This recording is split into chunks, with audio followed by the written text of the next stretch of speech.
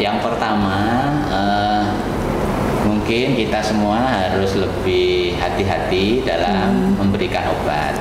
Artinya kalau memang tidak sakit, tidak membutuhkan obat, sebaiknya jangan minum obat. Cukup dengan makan yang bergizi, minum yang bergizi, istirahat cukup agar tidak jatuh sakit sehingga tidak memerlukan obat. Ya.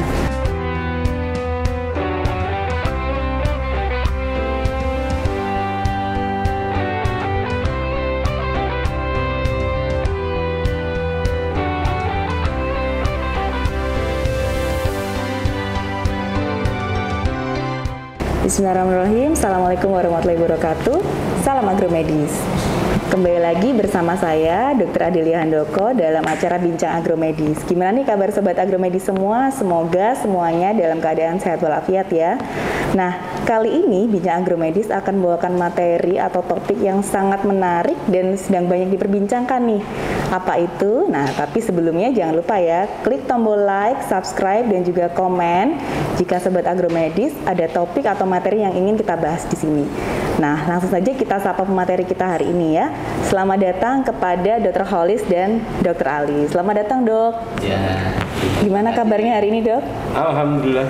Alhamdulillah sehat. Saya perkenalkan dulu ya ke sobat agromedis yang ada di rumah. Jadi yang pertama adalah Dr. Holis Abrori MKes MPDket. Beliau adalah dosen di bagian farmakologi di Fakultas Kedokteran Universitas Jember. Dan yang kedua adalah Dr. Ali Sadikin MKes spesialis anak. Beliau juga dosen di bagian mikrobiologi sekaligus juga sebagai spesialis anak ya, Dok, di Rumah Sakit Dr. Subandi. Nah, kira-kira kita mau bahas apa nih? Ada dosen farmakologi tentang obat-obatan dan ada dosen spesialis anak. Nah, pasti sudah penasaran kan? Yuk kita lihat, kita spill dulu apa yang mau kita bahas hari ini. Kita tampilkan. Jadi mungkin di berita sekarang ya sobat agromedis sedang banyak sekali berita yang bertebaran. Ini salah satunya ini dari websitenya Kemenkes. Jadi kasus gagal ginjal akut pada anak meningkat. Orang tua diminta waspada. Wah, ini kayaknya yang takut bukan cuma saya sebagai seorang ibu-ibu, tapi juga mungkin sobat agromedis yang di rumah. Di sini jumlah kasusnya dari data 18 Oktober itu ada 189 kasus. Cukup banyak kasusnya. Dan banyak yang menyebutkan sebagai penyakit gagal ginjal akut misterius. Nah, apa yang buat misterius gitu ya? Dan apa yang membuat kenapa sih sampai ada kasus ini tiba-tiba meningkat? Nah, ini akan kita bahas dengan dua narasumber kita. Kita ke Dr. Ali dulu ya, Dok ya. Oke, Dok, ini nih pertanyaan sejuta umat nih, Dok. Mungkin Dr. Ali juga kerang-kering ditanyain terus, Dok. Ini kasusnya gimana gitu? Sebetulnya gagal ginjal akut sendiri itu apa sih, Dok? Ya, terima kasih Dr. Adel. Jadi untuk sahabat agromedis perlu diketahui bersama bahwa gagal ginjal akut itu adalah suatu penyakit di mana ginjal itu dalam tanda kutip gagal menjalankan fungsinya sebagai organ yang fungsinya untuk filtrasi cairan tubuh kita. Kemudian bisa membuang sisa-sisa metabolit keluar bersama air kencing kita atau urin. Nah, kalau secara klinis itu ada beberapa tandanya. Kemudian nanti didukung dengan pemeriksaan fungsi ginjal secara laboratoris untuk mendukung diagnosis gagal ginjal akut. Nah, kok disebut akut itu kalau kejadian gagal ginjalnya baru gitu ya, belum sampai 3 bulan. Nah, nanti kalau itu berjalan terus lama lebih dari 3 bulan disertai dengan gangguan struktur ginjal, kemudian ada gangguan sistemik lainnya, itu disebut penyakit ginjal kronis. Nah, itu definisinya. Berarti kalau dari waktunya 3 bulan ya, Dok ya, batasi sampai yang ke kronik. Dan ini sebetulnya kenapa sampai banyak dibahas, bahaya nggak sih, Dok, sebetulnya gagal ginjal akut nih, Dok? Ya, kalau ini sudah tegak diagnosanya itu suatu penyakit gagal ginjal akut, itu suatu yang berbahaya. Nah, karena nanti akan merembet ke organ yang lain ya. Karena tadi ya tugasnya ginjal sebenarnya menyaring dan membuang ya. Bahan-bahan racun dalam tubuh. Betul. Tapi karena fungsi ginjalnya tidak optimal lagi, menurun atau malah tidak berfungsi sehingga terjadi penumpukan racun di dalam tubuh. Ya. Sehingga meracuni organ-organ yang lain. Ya, terutama sifatnya itu ke otak itu nanti bisa menyebabkan yang namanya disebut ensefalopati ya, gangguan fungsi otak ya. Nanti salah satu gejala yang bisa dilihat itu penurunan kesadaran, kejang gitu ya. Kemudian kalau terjadi penumpukan cairan karena tidak bisa dibuang, yang bahaya nanti kalau penumpukannya di paru, itu menyebabkan edem paru atau bengkak di paru-parunya, mengganggu pernafasan sehingga berbahaya penyakit ini. Oleh karena itu data yang dari Kemenkes, angka kematiannya atau mortalitasnya cukup tinggi. Ya. Dari ratusan tadi yang meninggal sekitar 90 kalau tidak salah ya, angka mortality rate-nya agak tinggi. Iya. Itu kan tadi kalau lanjut ya dok ya, artinya berbahaya sekali karena bisa sampai ke paru, bisa sampai ke otak. Nah ini mungkin bagi ibu-ibu seperti saya ini dok gitu ya, yang di rumah punya anak kecil, gimana kita mulai harus waspada nih? Oh sepertinya anak saya ini ada mengarah jangan-jangan gagal ginjal akut nih. Nah mungkin gejala apa yang awam muncul mungkin dok, yang awal muncul sampai kita curiga atau waspada ini bisa jadi gagal ginjal akut. Ya betul, jadi memang untuk masyarakat untuk bisa waspada itu awalnya perhatikan produksi kencing anak-anak ya. Karena dalam kondisi yang normal, maksudnya normal itu dia bisa makan, minum secara cukup, mestinya normalnya produksi urin atau kencing itu 1 cc per kilogram berat badan per jam. Jadi kalau ngompol jangan dimarahi, justru tanda fungsinya normal. Kalau ngompol jangan dimarahi. Jadi kalau tidak kencing lebih dari 6 jam, itu sudah perlu hati-hati. Lebih akurat lagi diukur ya. Mungkin selama ini tidak pernah ngukur volume urinnya, tidak pernah nimbang berat pokoknya ya, kalau khawatir monggo dihitung ya. Jadi patokannya normal itu 1 cc per kilogram berat badan per jam ya. Misalnya ini berat badannya anak 1 tahun, berat badannya 10 kilo. Artinya kalau dia normal minimal urinnya itu 10 cc per jam. Jadi kalau dia pakai popok misalkan 4 jam kencing, ya mestinya ditimbang itu sekitar 40 gram. Itu berarti 40 cc. Dan catatan dia minum juga ya? Ya, minum cukup. Nah, itu. Karena sebagian besar urin kita itu sumbernya ya dari minum. Makanan juga yang mengandung air juga akan menjadi masuk nanti salah satunya sebagai sumber yang nanti akan diolah kemudian diekskresikan bersama urin atau air kencing gitu. Jadi itu yang mudah diamati dari kencingnya ya dok ya? Dari kencing, produksi kencing yang mulai berkurang. Ada juga kalau sudah mulai ada bengkak, ada bengkak itu sudah lebih lanjut daripada yang produksi kencingnya kurang. Gitu. Tahap selanjutnya ke bengkak. Jadi hati-hati ya dok, anak ini bisa bengkak, bisa gemuk nih. Jangan keliru, nanti dikiranya gemuk, ternyata bengkak ya. Oke. Nah, di kasus yang sekarang banyak beredar ya, mungkin ke Dr. Holis ya dok ya. Tentang gagal ginjal akut ini karena gitu, dugaannya karena sebuah zat atau molekul yang disebut dengan etilen glikol atau dietilen glikol. Itu sebetulnya zat apa sih dok? Mungkin di sini banyak sobat agromedis yang masih awam. Apa sih yang dimaksud dengan etilen glikol atau dietilen glikol? Nah, mungkin dari Dr. Holis bisa menjelaskan sedikit dok. Ya, terima kasih Dr. Adel. Jadi DE atau dietil glikol dan DEG itu sebenarnya adalah senyawa yang ikut terbentuk pada saat pembuatan gliserin salah satunya. Jadi gliserin itu kan diproduksi dari selulose, ya mungkin dari tanaman tertentu yang selulosenya tinggi, kemudian diproses secara pabrikasi, kemudian diubah menjadi gliserin. Nah, pada saat pembentukan gliserin ini biasanya juga terbentuk senyawa lain, salah satunya dietilen glikol dan etilen glikol, yang itu senyawanya mirip dengan gliserin. ada kemiripan memang, sehingga bahan bakunya ya mirip dan sebagainya. Dan bahan ini sebenarnya tidak diperkenankan digunakan dalam industri makanan maupun farmasi. Hanya saja dia biasanya terikut di dalam gliserin. Sementara gliserin ini digunakan untuk membuat sirup. Yang bisa membuat kondisi sirup itu kental itu adalah gliserin. Selain rasanya manis, dia membentuk kental dan bisa melarutkan ini apa namanya, obat-obat yang digunakan, sehingga dia menstabilkan obatnya tetap tercampur, tidak mengendap. Artinya ketika kita tuang sendok, mau yang di atas ataupun yang di bawah itu sama kandungan obatnya. Nah, itu yang keuntungannya menggunakan gliserin. Hanya saja tadi ada risiko terbawa senyawa-senyawa tadi.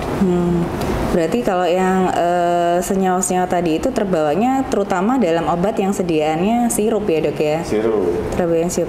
Nah ini kan sebetulnya kalau obat sirup kan saya sendiri aja dok, kalau di rumah itu kan itu sirup itu apalagi yang umum ya, sirup penurun panas itu kan saya rasa semua rumah tuh pasti kalau dilihat tuh kalau pasti punya anak-anak pasti ya pasti punya sediaan sirup gitu loh. Nah mungkin kan karena kasus ini sekarang sedang banyak ya, marak gitu. Padahal sebetulnya penggunaan itu sudah lama, sudah sering digunakan, tapi kenapa gitu dok? Kira-kira kok baru sekarang ya kasusnya itu sudah mulai naik gitu. Yang dulu-dulu kok aman gitu. Gitu kira-kira kenapa ya dok? Kita nggak tahu kenapanya ya, tapi ada beberapa kemungkinan karena sebenarnya kalau pembuat bahan sirup ini kan gliserin itu tidak hanya untuk obat, tapi juga industri makanan seperti permen, kemudian apa namanya, ya sirup yang sehari-hari diminum ya, sirup-sirup botolan itu, kemudian kecap itu biasanya untuk membentuk suatu kondisi kentalnya itu menggunakan gliserin salah satu yang tapi kenapa baru sekarang? Ya pertama mungkin karena laporannya selama ini nggak ada juga bisa. Yang kedua mungkin produksi gliserin pada saat terakhir-terakhir ini banyak yang tercemar.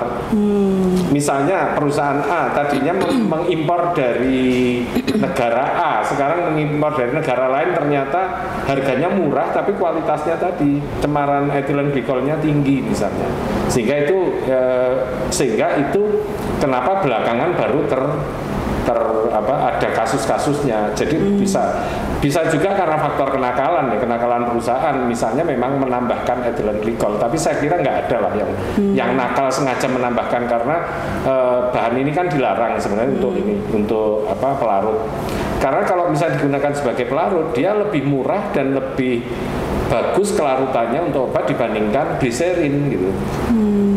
Tetapi pemerintah sudah membatasi penggunaan senyawa gliserin pun artinya kandungan etilen glikolnya juga sudah dibatasi kalaupun ada. Tapi sebagai senyawa pelarut tunggal dia tidak digunakan. Nah, yang menyambung nih ke dokter Ali lagi ya dok ya. Tadi terkait kita sudah tahu ternyata etilen glikol itu seperti itu gitu.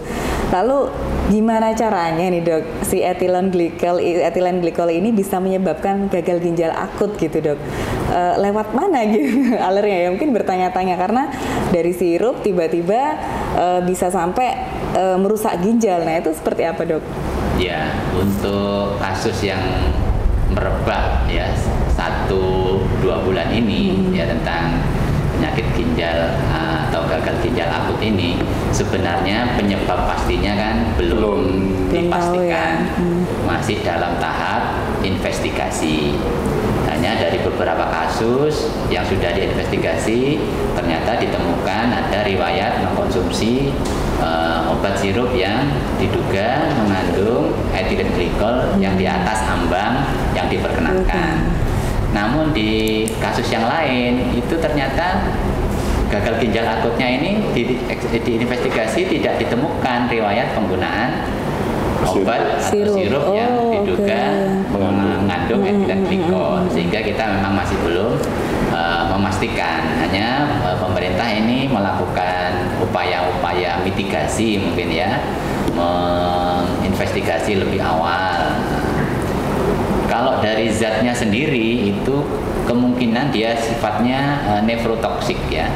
Nefrotoksik itu memang dia kalau kadarnya itu berlebihan masuk ke dalam tubuh, kemudian diserap, kemudian masuk ke aliran darah, kemudian masuk ke ginjal. Nah, itu mempunyai efek merusak nefron ya. Nefron toksik di situ, sehingga nefron yang merupakan unit terkecil dari ginjal itu mengalami gangguan. Nah, tadi sudah saya sampaikan fungsi utamanya untuk filtrasi, menyaring sisa-sisa metabolisme tubuh kita untuk dibuang. Yang masih baik disaring, nggak boleh keluar. Nah, itu fungsinya nefron. Kalau kelebihan cairan akan dibuang lewat urin juga. Nah, yang tidak berguna dibuang, yang masih berguna diambil lagi. Sehingga itu saringannya harusnya berfungsi baik. Nah, kalau terkena zat-zat yang diduga seperti ini, mungkin juga bahan-bahan yang lain, misalnya ada bahan-bahan kimia tertentu, kemudian logam berat, misalnya merkuri atau logam-logam yang lain, itu juga sifatnya nefrotoksik. Yang bisa merusak nefron dari ginjal itu. Nah, itu juga bisa. Nah, kita masih menunggu pengumuman resmi dari investigasi dari Kemenkes apa itu penyebab pasti dari serangkaian kasus gagal ginjal pada anak ini. Termasuk sebenarnya juga Kemenkes mungkin ke depan juga perlu mewaspadai makanan-makanan selain sirup obat, karena gliserin itu juga digunakan di industri makanan. Permen dan lain-lain yang mengandung gliserin juga perlu dilakukan investigasi apakah kandungannya juga di atas ambang atau tidak kalau dikonsumsi. Kecap banyak ya dok ya, makan makanan yang lain dikonsumsi yang kemungkinan ya. Nah, Dokter Ali, misalnya nih dok sudah ada di rumah nih ibu-ibu yang sudah terlanjur tadi pagi minum sirup gitu ya, terus keluar rilis ini bahwa sirup diduga gitu. Ini langkah-langkah waspada apa dok yang harus dipersiapkan gitu ya? Mungkin sudah terlanjur, sudah beli sirup, sudah diminumkan, mungkin tengah jalan pengobatan, apa yang harus dilakukan dok? Ya, baik. Yang pertama, mungkin kita semua harus lebih hati-hati dalam memberikan obat. Artinya kalau memang tidak sakit, tidak membutuhkan obat, sebaiknya jangan minum obat. Cukup dengan makan yang bergizi, minum yang bergizi, istirahat cukup agar tidak jatuh sakit sehingga tidak memerlukan obat.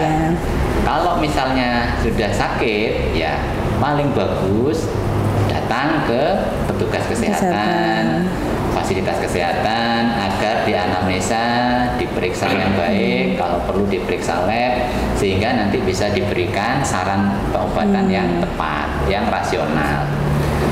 Pesan yang berikutnya, memang kalau minum obat yang mungkin istilahnya OTC ya, on the counter itu obat-obat yang dijual bebas, itu mesti hati-hati dalam artian jumlahnya, dosisnya harus hati-hati. Kadang-kadang mungkin bisa berlebihan dosisnya, nah itu bisa jadi berpengaruh. Atau mungkin dosisnya sudah tepat tapi sering diberikan padahal tidak dibutuhkan. Nah, itu jadi sia-sia membebani fungsi ginjal. Nah, mungkin gitu. Kalau sudah punya sirup bagaimana? Ya kita ikuti aja sementara sarannya dari pemerintah kan. Sementara tidak diberikan dulu sambil menunggu. Kalau sudah terlanjur dibuka, ya dicatat tanggal dibukanya. Jadi apakah masih bisa dipakai sampai kapan dan seterusnya itu nanti mungkin Sementara kalau memang sakit, bawa aja periksa biar dapat nasihat dan terapi yang rasional. Oke, jadi hati-hati dalam menggunakan obat ya dok, terus makan dan minuman yang sehat. Dan jika memang ada keluhan supaya nanti tepat pemberian pengobatannya harus datang ke fasilitas kesehatan ya dok. Nah, ini kasus yang di Gambia ya dok ya, itu kebanyakan ternyata obatnya itu paracetamol, penurun panas gitu. Nah sekarang padahal saya yakin ya di rumah tuh pasti banyak penurun panas, semua orang pasti rasanya punya gitu. Nah lalu sementara nih dok, kalau nggak boleh minum obat penurun panas terlebih dahulu atau obat batuk pilek gitu, kira-kira kalau tanpa obat apa usaha yang bisa dilakukan dok? Kalau ini nggak boleh minum penurun panas nih gitu kira-kira. Baik, itu pertolongan pertama seandainya putra putri Bapak Ibu itu ada yang panas, ini kita bisa dibantu dengan minum air yang cukup dulu, karena kadang-kadang anak-anak kecil itu demam karena dehidrasi. Oh iya. Kurang cairan. Nah, bisa dikasih minum yang cukup. Kemudian dibantu kompres air hangat. Jadi itu membantu menurunkan demam. Bukan air dingin ya dok ya? Air hangat. Kompres air hangat.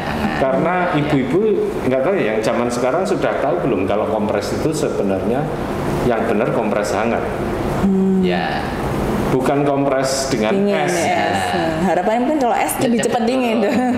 Ya. Bisa, padahal Kalau harusnya air hangat dingin ya itu dok ya. nanti jadi hipotermi. Oh, oke. Ya, sarankan pakai air hangat. Hangat. Kalau memang dengan demikian itu masih panas, ya harus dibantu dengan obat penurun panas.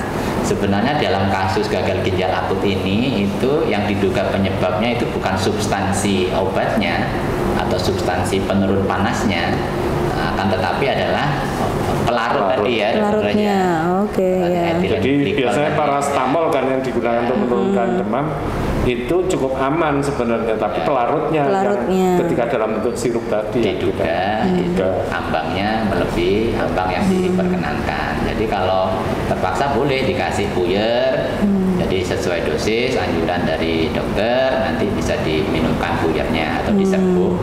Nah, atau kalau anaknya sudah agak besar, bisa mungkin sesuai dosis, bisa setengah tablet atau seperempat tablet sesuai dosis yang disarankan. Ya. Oke. Jadi bisa jadi karena dehidrasi ya dok pada anak-anak, lalu kompres air hangat dan juga memindahkan sediaan obatnya yang tadinya sirup mungkin bisa dalam bentuk puyer atau tablet. Ya. Nah kembali ke Dr. Hollis nih dok. Obat selain sirup ya dok, saya juga pernah menemukan bahwa obat itu dibeli dalam bentuk awalnya tuh serbuk dok. Jadi seperti puyer gitu, dia tapi dalam botol, terus kita campurkan air supaya dia jadi terlarut. Apakah itu juga termasuk yang mungkin ada kandungan etilen glikolnya dok atau diethylene glikol dok? Jadi kalau yang mengandung etilen glikol itu biasanya sediaan farmasinya itu sudah bentuk sirup. Oh oke. Kalau yang bentuk kering itu biasanya ditambahkan air, itu namanya suspensi. Dan ini kalau penambahnya air, insya Allah sih aman.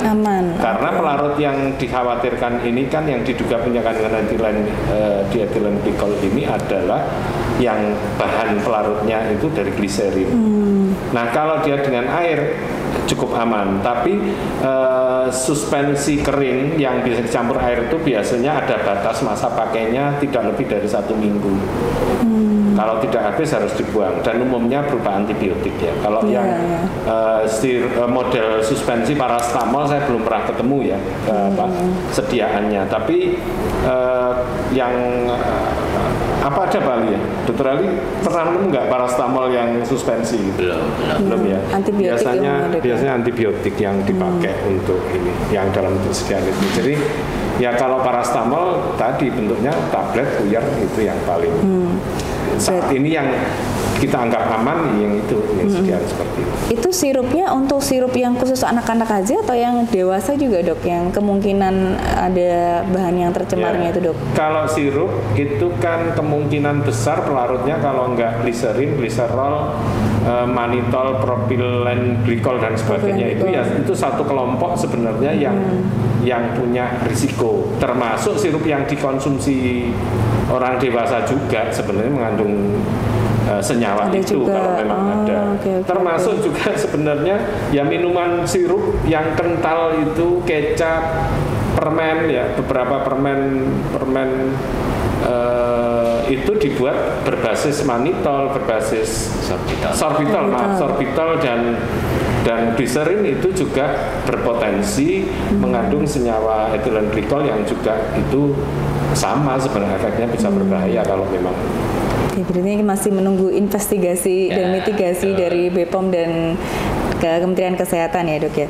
Nah ke Dr. Hollis lagi nih dok. Ini karena mungkin orang-orang menjadi takut was-was menggunakan sirup gitu ya untuk anak-anak. Akhirnya beberapa mungkin banyak yang mencoba berpindah ke herbal. Nah mungkin supaya lebih aman nggak pakai produk pabrikan, kita pakai herbal. Nah kalau dari Dr. Hollis sendiri dok, pengamatan Dr. Hollis, aman tidak sih dok sebetulnya kita menggunakan obat-obat yang herbal, even itu kita buat sendiri misalnya, atau mungkin beli dalam produk yang sudah herbal. jadi gitu. Itu gimana dok? Ya, produk herbal sih sebenarnya yang jadi persoalan adalah standarisasi ya. Standarisasi mulai dari kualitas produknya maupun efeknya. Selama ini kan herbal itu kan susah mendapatkan efek yang standar karena bahan yang ditanam di sini beda dengan di tempat lain. Terus seringkali juga orang bilang bahwa obat alamiah itu dianggap obat alamiah yang aman. Ya karena obat alam ya, obat natural alam, gitu ya, dok, natural dari alam. Padahal nggak ada obat akhirat ya. Alam dunia dan akhirat. Ya sebenarnya kalau herbal ini kan dari sisi produksi itu kalau dia tidak diproduksi dengan cara pembuatan yang baik itu berisiko kontaminasi, infeksi dan sebagainya. Selain itu juga di dalam suatu bahan herbal ini banyak sekali senyawanya sehingga kesulitan kita memonitor senyawa mana sebenarnya yang aktif. Itu sebenarnya kelemahan dari obat herbal. Dan tidak semua obat herbal itu aman. Contohnya ganja. Ganja itu herbal ya. Ganja itu herbal, tapi ya itu kan nggak aman. Kecubung misalnya, itu juga herbal.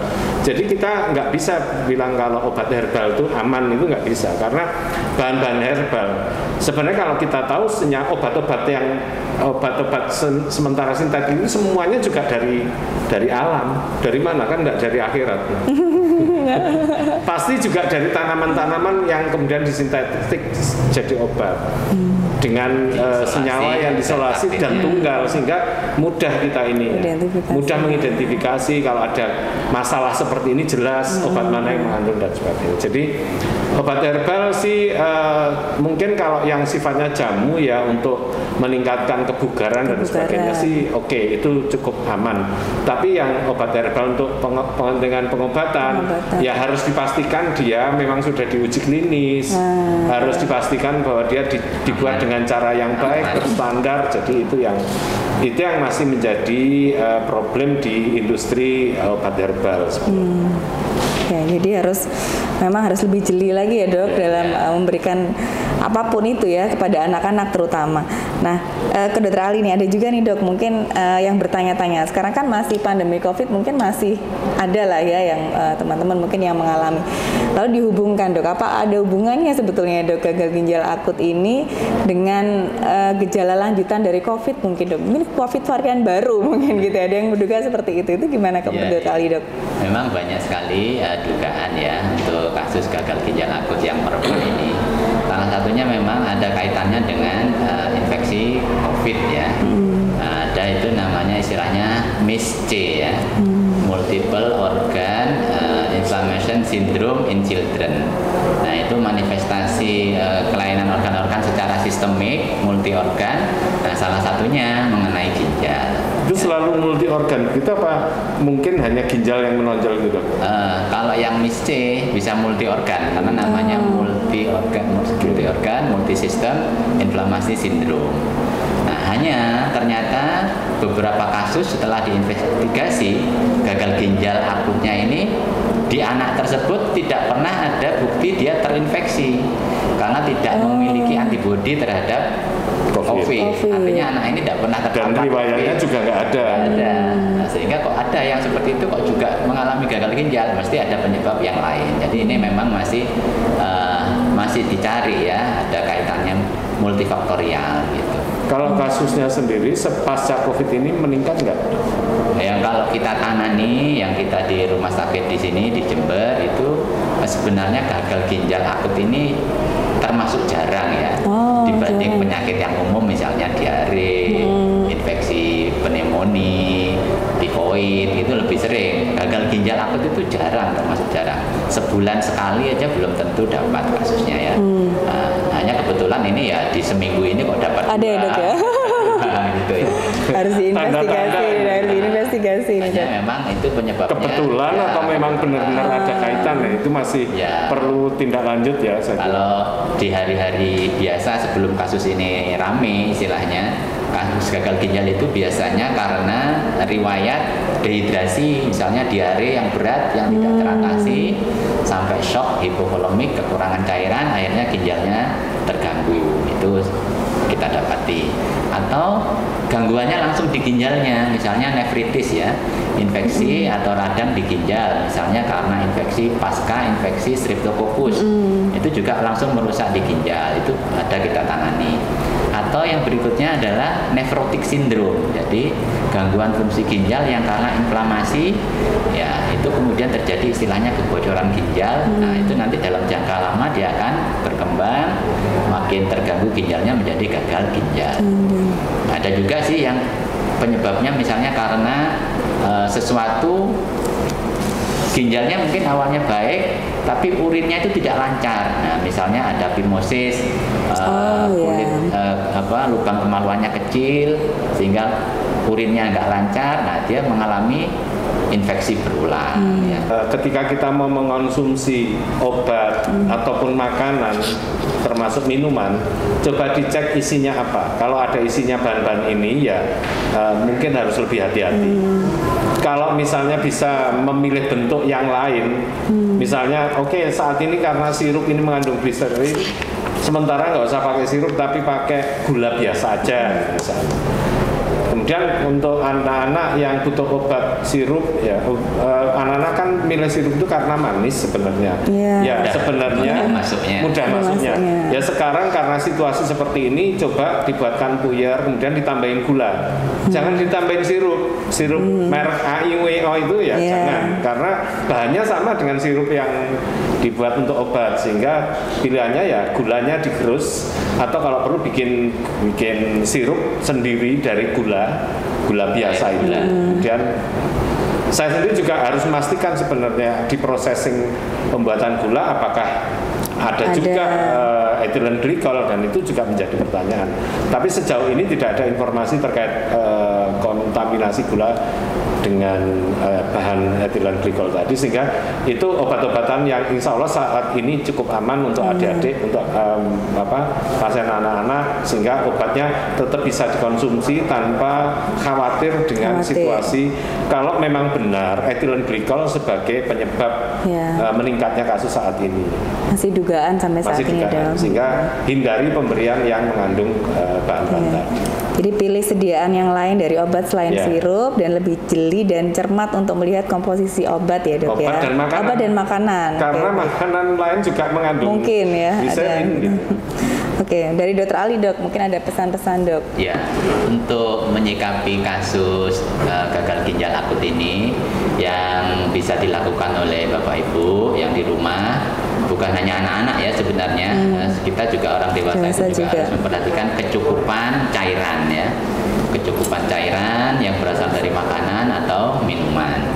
Kemudian tadi sama kurangi ya kalau bisa itu bahan-bahan makanan atau minuman yang kira-kira mengandung bahan kimia, misalnya pewarna, perasa atau pengawet tertentu yang kadang-kadang itu tidak sehat sehingga dikonsumsi oleh anak-anak juga itu bisa mengganggu kesehatan secara umum termasuk fungsi ginjal. Jadi masyarakat tetap tenang, jangan panik, bisa diikuti arahan dari pemerintah, dalam hal ini Kemenkes. Kemudian kalau memang ada sakit perlu bantuan, silahkan datang ke dokter, ke fasilitas kesehatan untuk mendapatkan arahan, nasihat dan terapi yang tepat dan rasional gitu, Dokter Adel. Oke. Jadi tetap tenang ya Dok ya. Tetap tenang dan jangan panik, cukupi kebutuhan cairan makanan ya.